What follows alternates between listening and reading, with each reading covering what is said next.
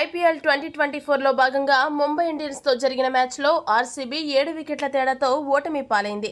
ఈ ఓటమితో RCB top 4 చేరే అవకాశాలు బాగా తగ్గిపోయాయి. ఈ మ్యాచ్లో ఆర్సీబీ ఓటమి పాలైనప్పటికీ ఆ జట్టు స్టార్ బ్యాటర్ విరాట్ కోహ్లీ తన మంచి మనసును చాటుకున్నాడు. దీంతో క్రికెట్ ప్రపంచం అతడికి జేజేలు కొడుతుంది. ఆ వివరాల్లోకి వెళితే ముంబై ఇండియన్స్ కెప్టెన్సీ బాధ్యతలు చేపట్టినప్పటి నుండి హార్దిక్కు అభిమానుల నుంచి వ్యతిరేకత ఎదురవుతూనే ఉంది.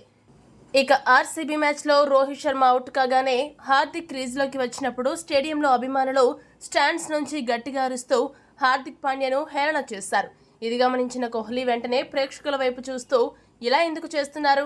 హార్దిక్ కూడా మన ఇండియన్ క్రికెటర్, అతన్ని హేళన చేయవద్దని కోరాడు. దయచేసి ఆపండని సైగలు చేశాడు. ఇందుకు సంబంధించిన వీడియో ప్రస్తుతం సోషల్ మీడియాలో వైరల్గా మారింది. హార్దిక్ పాండ్యాను ముంబై కెప్టెన్గా చేయడం చాలా మంది అభిమానులకు నచ్చలేదు.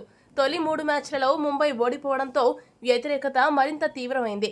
హార్దిక్ పాండ్యా మైదానంలో కనిపించడం చాలు అతన్ని అభిమానులు టార్గెట్ చేస్తూనే ఉన్నారు. అయితే ముంబై వరుసగా 2 మ్యాచ్లలో గెలవడంతో ముంబై ఫ్యాన్స్ కాస్త శాంతించే ఛాన్స్ ఉంది.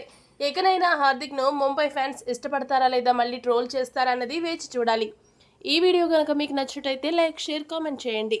మరిన్ని స్పోర్ట్స్ అప్డేట్స్ కోసం మా ఛానల్ని సబ్స్క్రైబ్ చేసుకోండి.